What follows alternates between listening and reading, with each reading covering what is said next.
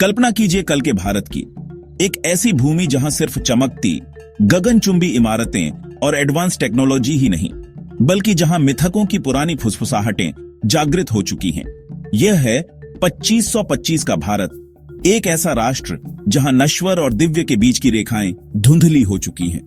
New Varanasi और take Dwarka जैसे हलचल भरे शहरों में अतीत को सिर्फ याद नहीं किया जाता, वह जीता और सांस लेता है। हवा में सिर्फ प्रगति की ऊर्जा ही नहीं, बल्कि देवताओं, असुराओं और किंवदंती की कालातीत आत्माओं की सुप्त शक्ति भी गूंजती है। यह एक ऐसा युग है जहां प्राचीन भविष्यवाणियों को डेटा की तरह डाउनलोड किया जाता है और महाभारत और रामायण की गूंज सिर्फ मंदिरों में ही नहीं, बल्कि नायकों और विलेनों की एक नई पीढ़ी के दिल की धड़कन में भी सुनी जाती है। यह महान चमत्कारों का समय है, लेकिन महान खतरे का भी। इस नए युग को बीस्ट्स के उदय से परिभाषित किया गया है। वे राक्षस नहीं हैं, बल्कि नियति द्वारा चुने गए नश्वर प्राणी हैं। ये व्यक्ति पात्र हैं, उन अपार शक्तियों के वाहक हैं जिन्होंने कभी ब्रह्मांड को आकार दिया था। उनकी क्षमताएं विज्ञान से उत्पन्न नहीं होती, बल्कि दिव्य से एक पवित्र संबंध के माध्यम से जागृत होती है। कुछ के लिए यह शक्ति एक जन्म सिद्ध अधिकार है, पीढ़ियों से चली आ रही एक पवित्र वंशावली है। उनके रक्त में एक खगोलीय प्राणी का सार होता है। दूसरों के लिए यह उनका कर्म है। इस जीवन और पिछले जीवन में उनके कर्मों का योग है जो उन्हें योग्य बनाता है। और कुछ चुनिंदा लोगों के लिए जागरण एक शक्तिशाली रेलिक, एक प्राचीन हथियार या एक पवित्र आर्टिफैक्ट के साथ एक आकस्मिक मुठभेड़ से आता है जो उन्हें अपना वाहक चुनता है, हमेशा के लिए उनके भाग्य को बदल देता है। जागरण गहन परिवर्तन का क्षण है। यह ब्रह्मांडीय ऊर्जा का एक हिंसक, जबरदस्त उछाल है जो एक व्यक्ति की आत्मा को फिर से लिख देता है। एक साधारण स्पर्श आग लगा सकता है, एक फुसफुसाया हुआ शब्द हवाओं को नियंत्रित कर सकता है और एक नजर आत्मा की छाया में देख सकती है। यह शक्ति एक दोधारी तलवार है, एक दिव्य उपहार जो एक भारी बोझ लिए हुए है।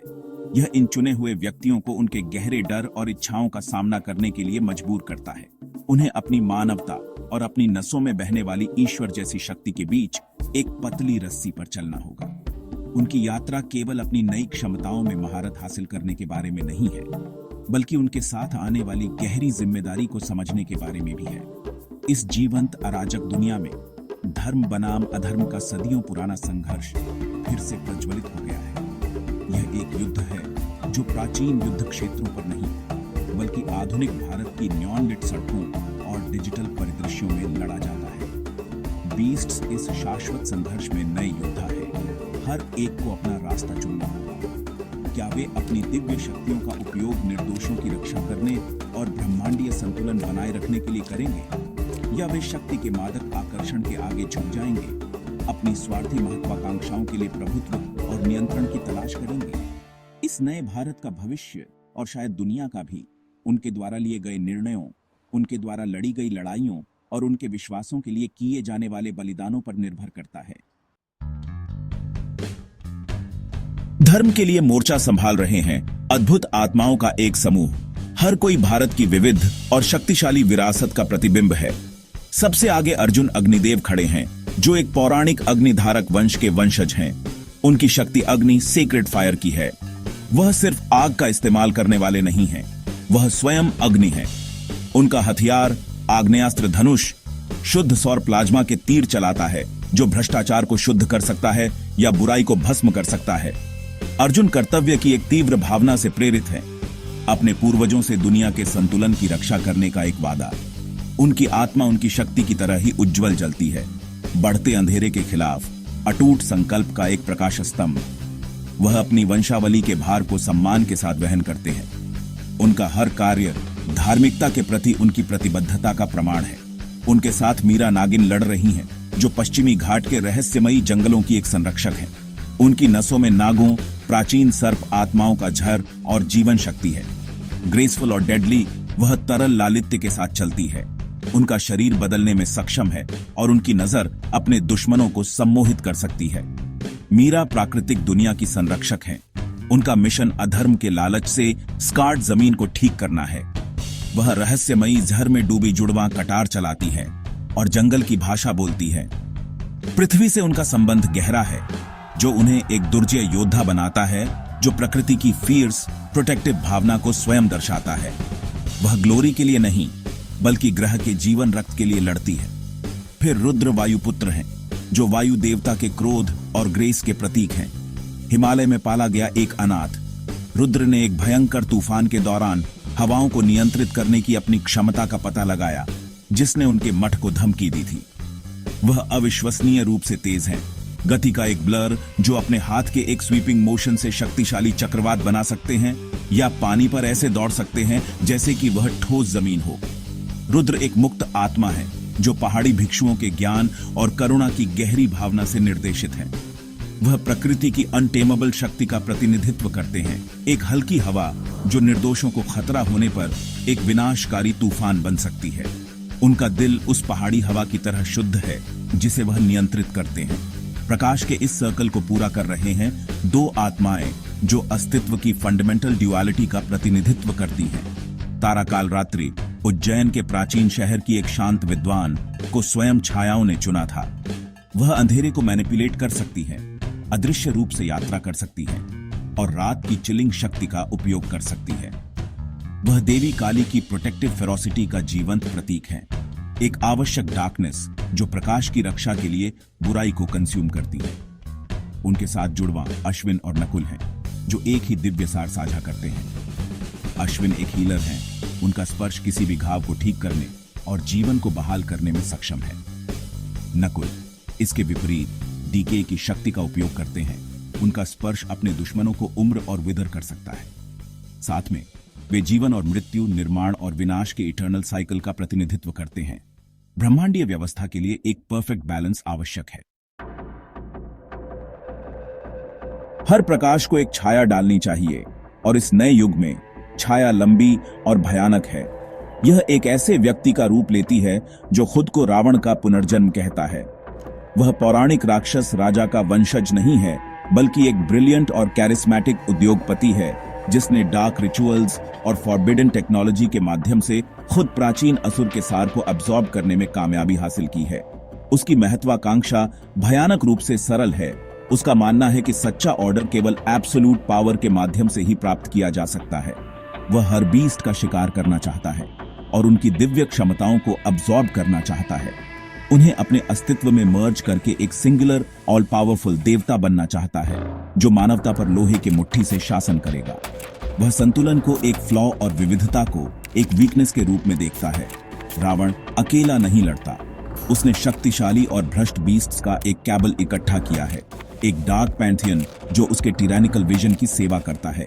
उसका मुख्य प्रवर्तक कुंभ है, एक विशाल ब्रूट जिसकी त्वचा पत्थर की तरह इम्पेनेट्रेबल है, जिसे पृथ्वी असुरों की शक्ति से नवाजा गया है। वह प्योर डिस्ट्रक्शन की एक शक्ति है जो अपने खाली हाथों से पूरे शहर के ब्लॉक्स को समतल करने में सक्षम है।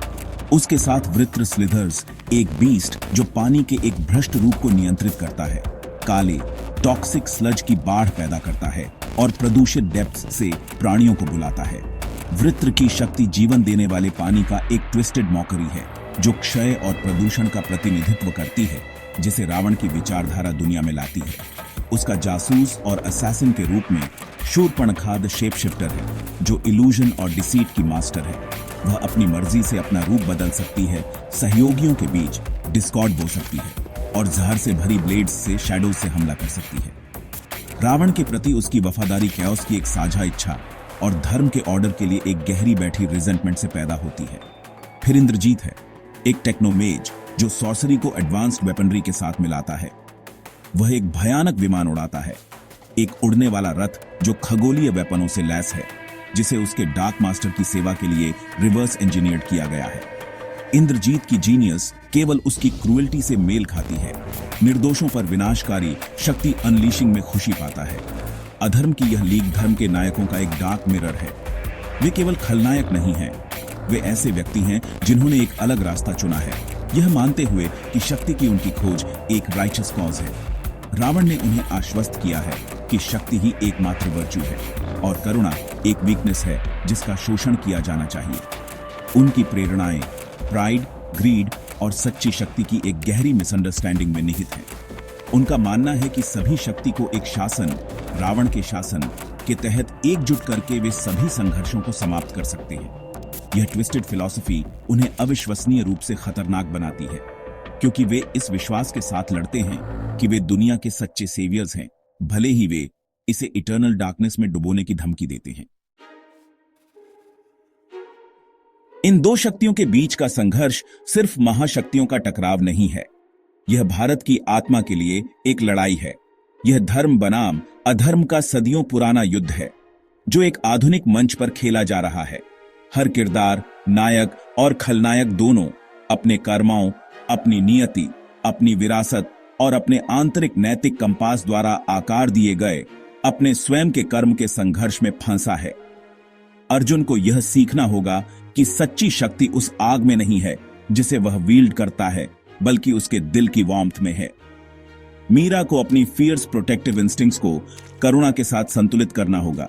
यह समझना होगा कि जो लोग पृथ्वी को नुकसान पहुंचाते हैं, उन्हें भी रिडीम्ड किया जा सकता है। लड़ाई सिर्फ भौतिक दुनिया में ही नहीं, बल्कि खुद बीस्ट्स के दिलों में भी लड़ी जाती है। यह एपिक सागा भारत की अविश्वसनीय विविधता का एक सेलिब्रेशन है। जिस तरह राष्ट्र विभिन्न संस्कृतियों, भाषाओं और परंपराओं का एक मोज़ेक है, उसी तरह बीस्ट्स विभिन्न शक्तियों और पृष्ठभूमियों का एक टैपेस्ट्री है। अर्जुन की फायरी नोबिलिटी से लेकर तारा की शैडोज में शांत शक्ति तक, हर नायक पूरे के एक अलग पहलू का प्रतिनिधित्व करता है। उनकी सबसे बड़ी ताकत उनकी व्यक्तिगत शक्तियों में नहीं है, बल्कि उनकी एकजुट होने की क्षमता में है। उन्हें एक दूसरे पर भरोसा करना सीखना होगा, अपनी ताकतों को जोड़ना होगा और रावण के मोनोलिथिक विजन के खिलाफ एक होकर खड़ा होना होगा। उनकी एकता इस विचार का एक प्रमाण है कि सच्ची शक्ति सिंगुलर डोमिनेंस में नहीं, बल्कि कई अलग अलग आवाजों की हार्मोनियस सिम्फनी में पाई जाती है। आखिरकार बीस्ट्स आशा और संतुलन की कहानी है।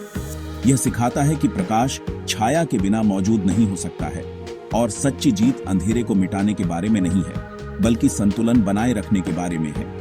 आगे का रास्ता पूर्ण नियंत्रण के माध्यम से नहीं है, जैसा कि रावण मानता है, बल्कि समझ, करुणा और विविधता की स्वीकृति के माध्यम से है। नायकों को इमेंस लॉस का सामना करना पड़ेगा और उन्हें अपनी सीमाओं तक परखा जाएगा, लेकिन उनकी एंड्यूरिंग स्पिरिट एक राष्ट्र को प्रेरित करेगी। वे दिखाएंगे कि सबसे बड़ी शक्ति रेलिक्स या ब्लड लाइन्स से नहीं आती है, बल्कि मानव हृदय की इंडोमिटेबल शक्ति और निस्वार्थ प्रेम और बलिदान की उसकी क्षमता से आती है। बीस्ट्स की यात्रा एक अनुस्मारक है कि भारतीय संस्कृति का सार विविधता में एकता खोजने, केओस के सामने संतुलन बनाए रखने और डार्केस्ट ऑफ टाइम्स में भी आशा पर टिके रहने की उसकी क्षमता में निहित है। यह एक कालातीत संदेश है जो प्राचीन वेदों से लेकर इस फ्यूचरिस्टिक एपिक तक गूंजता है। धर्म के लिए संघर्ष इटर्नल है, लेकिन जब तक ऐसे लोग हैं जो संतुलन के लिए लड़ने को तैयार हैं, निर्दोषों की रक्षा करने के लिए और अपने दिलों से नेतृत्व करने के लिए, आशा का प्रकाश कभी भी वास्तव में बुझेगा नहीं। इस नए मिथिक एज में सबसे बड़ी ताकत एक बेहतर कल में विश्वास है।